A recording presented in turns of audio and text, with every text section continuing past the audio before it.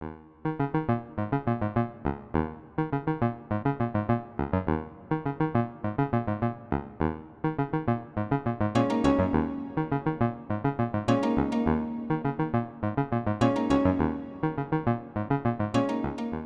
hello there. Today it's a nice sunny day. It's actually very hot. We had a heat advisory today, but it's never too hot for coffee. This is a Passenger Monte Carlo Pan America, and it is very, very good. I highly recommend Passenger, despite the fact that it's Amish country. It is fantastic coffee. Today I want to talk about a technology book that I think has been the best argument for why we should use blockchain. And I picked this up because it relates to what my company does. So this was originally a book for work, but I felt that there were some interesting ideas in here that I wanted to kind of discuss more broadly, especially because I've personally been a critic of blockchain in the past, and more especially of NFTs and things like cryptocurrency. One of the books that I've read in the past, I've read a couple books by a guy named Don Tapscott, who heads a foundation around blockchain adoption. But I kind of felt that his books were mostly cheerleading and overly optimistic about what the use cases could be. So I wanted to try and find a better book, and Rewrite Own by Chris Dixon I think is a better book for this. It was published in February 18th of 2025, and I think it definitely has clarity in both the drawbacks into the blockchain world and what he perceives as the benefit, and that includes the drawbacks include the casino culture that, as he describes it, of the meme coins, which, whether he likes it or not, is how a lot of people think of blockchain and think of cryptocurrencies.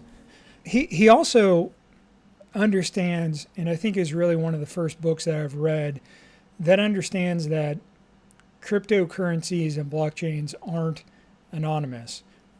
They were described that way before. I mean, I always kind of thought they might have been pseudo-anonymous, and I think there's a better way of describing them. But because of the way that the blockchain works and the way that people use it and report on things, CoffeeZilla, if you watch any of his stuff, he's done a lot of investigations on various meme coin rug pulls, and he's able to find wallets associated with the people doing the rug pulls. And the FBI has also identified this couple who was who apparently stole like $90 million worth of crypto Bitcoin. And so I think that Dixon is correct in saying that it's really not anonymous. He also is aware of the rise and fall of the metaverse, but he's still pretty bullish on the metaverse, which I found a little surprising. Dixon kind of takes an approach that I did like in his book, where he goes the whole way back to talk about the different types of internet platforms we've had going back to the 90s. And he argued that originally the internet was read-only, and I kind of disagree with that. And mostly, if you've read books like Code 2.0 by Lawrence Lessig, you'll know that the early internet was very much a read-write type environment. And I would say it was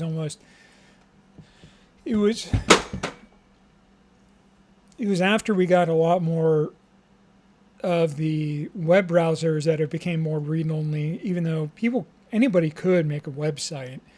It wasn't easy to make a good website, but it wasn't hard to make a website.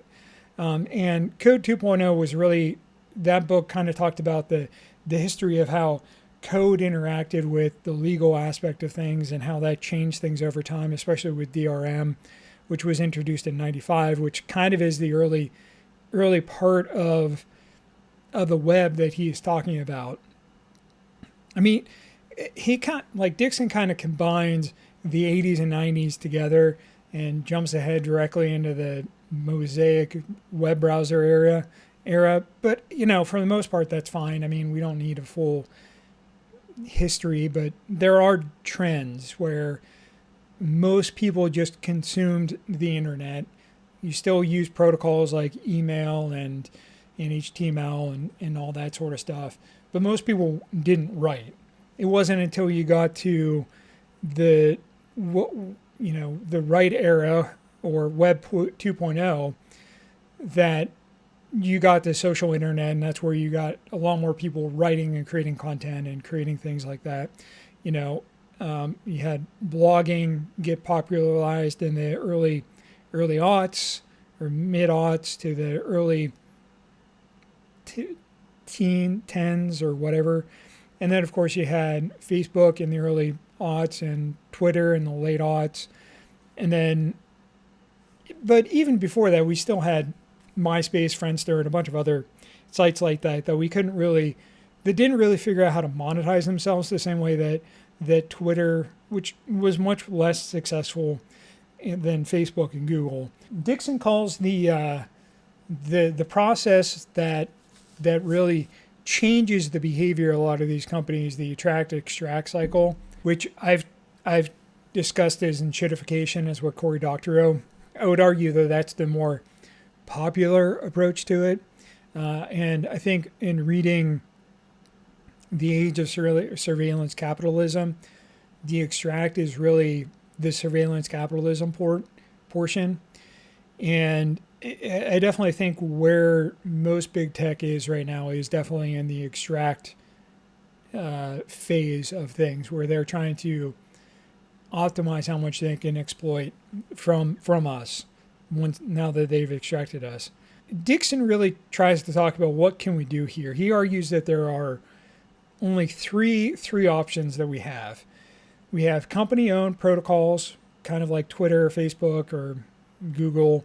And we have protocol-based, which I would say is gaining a little bit more traction. He argues that it's a non-starter because there's no way to fund it, which I agree is definitely a challenge. And he argues that the reason why email and HTTP are so long-lasting is because they were invented before the commercialization of the internet. Any new protocols now have to contend with the fact that the internet is very commercialized. It's very expensive to run servers, and at some point there is going to be some sort of profit motive to keep those systems alive. And blockchain is the other one, because the funding mechanism is built into blockchain. And you could look at protocol-based platforms that are popular right now as Blue Sky with the AT protocol, Mastodon with its federated servers, Diaspora, which is a Discord competitor, and these are federated because anybody can stand up their own server in the same way that you can stand up an email server and connect it to the broader network and make it searchable and communicate. I found that once you understood that you could basically pick any server, and you could either pick the main .social one or whatever fit your personal preferences. Like I'm capser at freezone.mastodon.com, I think, or freeradical.zone. That is, it's managed by one guy who has the server, and it's free, but there's not a ton of us on the server, so that's why it's able to be free. But Dixon kind of argues that means that we just traded a overall dictator for a bunch of smaller dictators, which, is true, but is also not true, because you can build communities which regulate that. And I think like the freeradical.zone is an example of that. There's a community there because it's about leftists who like technology. But I think that there are some cases where that could be the case, where you end up joining a community because there are right-wing or neo-Nazi groups that have stood up their own servers, and that you have to make sure your community protects you from that, or if you disagree with that person and you don't want that server to be blocked, then you need to go to another server that has it unblocked, because that person has decided that these are the cultural norms that we're going to be here, and if you don't like that, you need to leave. And again, Dixon argues that blockchain solves this because you have community that gets to vote on everything. There's something called a DAO, which is basically the distributed decision network within it, and there's different voting rights and decisions based off the blockchain. And if somebody wants to, they can always suggest a fork to change the way the network behaves, and then the other people can continue on with that. The old network is fair, but it's also a limitation of the network as well, which I'll discuss a little bit more. And Dixon also argues that it's really difficult for a single group to claim enough ownership shares to dominate a network. I think that might be a little bit, I don't want to say naive, because I think it's, one, realistic because it requires a lot of shares, but it's also misjudges the drive that some network actors might have. And I'm thinking specifically of a network actor like China, who has a lot of reason for wanting to control that. I know they've also really pivoted away from it because it kind of clashes with their own ecosystem for social contracts. But there's no reason why China couldn't just decide to invest in that because they thought that was the right investment. And that would be very hard for a free market group to counter that. Excuse me. I was also surprised that Dixon had some pretty critical thoughts around blockchain. He thinks that it's really not the best network to be doing most blockchain decision making on, for a couple of reasons. The pricing is too volatile, it's too expensive, it's too slow. It's also running out of Bitcoins. We're about at the point where it's mined out, where you're going to be running into no incentive for people to be doing the mining or doing the decision making. I mean, so there's a lot of reasons why you would want to move away from Bitcoin compared to other blockchains like Ethereum. He does admit at least that Bitcoin isn't as bad as like app stores or the payment networks like that are part of the app stores, like Apple and Google both take somewhere around, Apple definitely takes 30%. Google does take less, but they still take enough that it hits the margins for some of these companies. And so they require you to buy your book or whatever through the web, which creates a layer of friction that, isn't ideal. Of course, I think Dixon goes a little bit too far with some of this. He argues that payment networks like Visa and MasterCard are too expensive at 2 to 5%. I get that there are some, the higher 5% is definitely hard whenever you're dealing with low price objects like, 50, a pack of gum or something like that, and somebody uses their debit card for that. That could wipe out all profit for that pack of gum, especially since they may end up having some minimum transaction fees. And then you have the 5% above that, which, a lot of convenience stores have started to add that anyway. But I think that it's not like Ethereum doesn't have transaction costs. They call it gas, and that is a floating point, and it's based off of the price of Ethereum, and it's at that time. And it's right now it's done through proof of stake, not proof of ownership, which does make it lower cost and a little bit faster. There are efforts to try and make blockchain better, and I do want to call that out because I've been critical of it. I'm still skeptical that it's enough. I'm skeptical that it's fast enough still.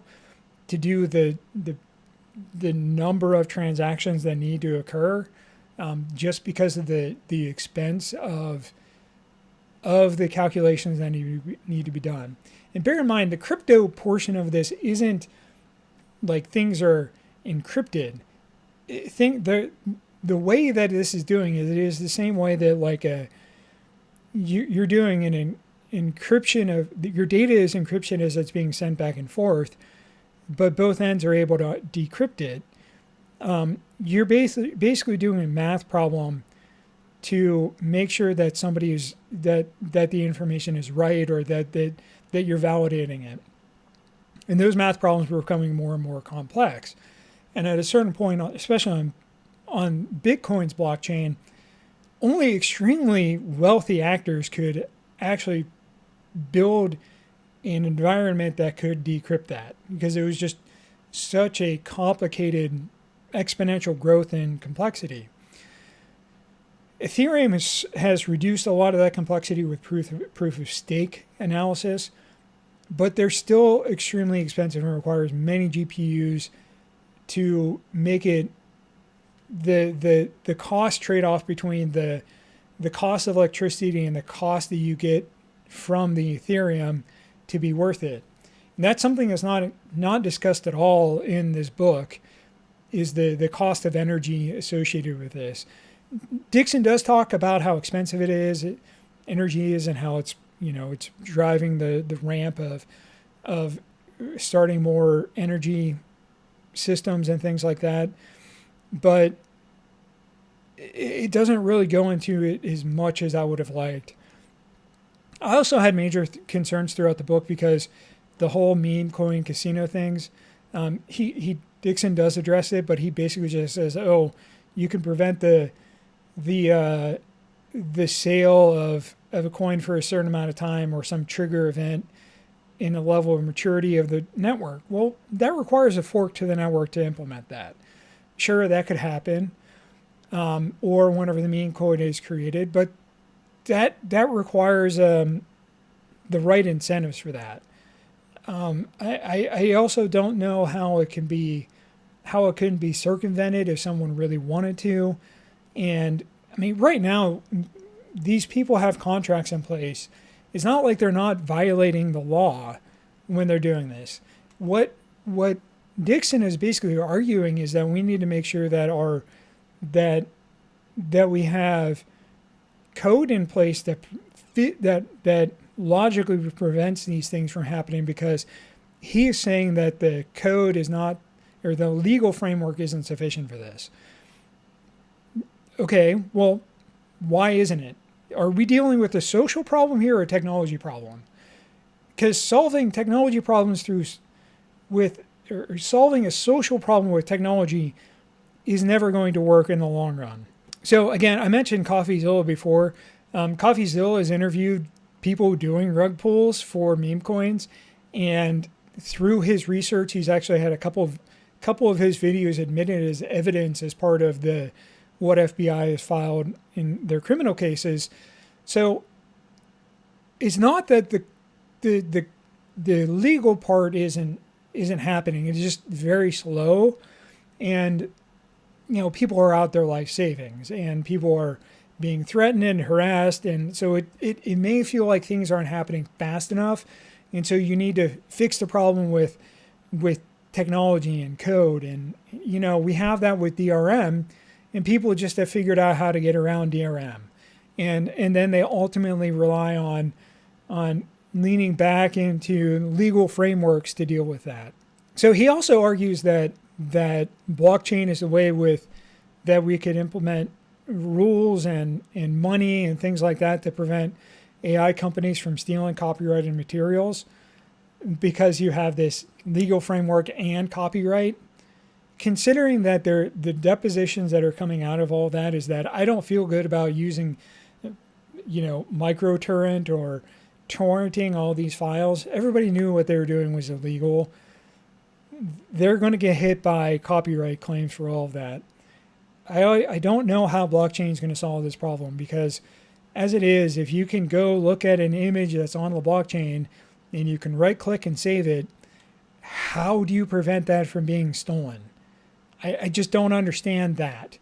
That you have to be operating within the framework of blockchain and being a good actor. And the people who are violating blockchain, who are stealing these things, are bad actors. And they have no incentive to be a good actor. I don't really know how blockchain addresses that. I think that there's good, like if you work within the environment, yes, there's good behavior for that. But I don't understand how you prevent people from stealing it off the blockchain. And because it's open and anybody can access and read that it's immutable, everybody knows it's there. But I think the fact that if you look at what the way surveillance capitalism has been going, if there was a benefit to using blockchain, I think it would have been exploited by Google. And the fact that it hasn't, it really means that there's ways to get around the blockchain that the blockchain hasn't prohibited from happening. And I think that is a major impediment for blockchain being successful. You know, the whole thing about this is that blockchain is, you know, Dixon is arguing that the grand solution to everything is blockchain. And I really just don't see it. I think that I don't know that there are better options. I don't know that protocols are better, but I don't think that the tools of blockchain are easier for people. Like I've never used blockchain. I've never used a digital wallet, but I don't think that the trust is there, because there's been so many people who have complained about having their ape stolen. There's people who have thrown away hard drives with their Bitcoin wallet on it with $1 million of Bitcoin, and there's no way to recover it. That's not something that is really the average layperson can use. If you have people who are early adopters to the Bitcoin and to blockchain and to these technologies who fuck up using it, your grandma is never going to be able to use it. It is not a viable technology for grandma. And I think that's a problem. Now, I definitely think that there's issues with monetization for Blue Sky. There's definite problems with that. I don't know how you deal with that, especially since as soon as you start monetizing things, you know, there's a whole conversation about the language around TikTok or the language of YouTube now, and the pushing out of queer people from those spaces. How do you do that? How do you protect that? And I don't know that blockchain does that. You know, NFTs were the killer app for blockchain, and those have crashed pretty significantly. You know, I don't really know how we deal with that. And plus, like, you know, Dixon had this whole side comment about how this is a great thing for gaming.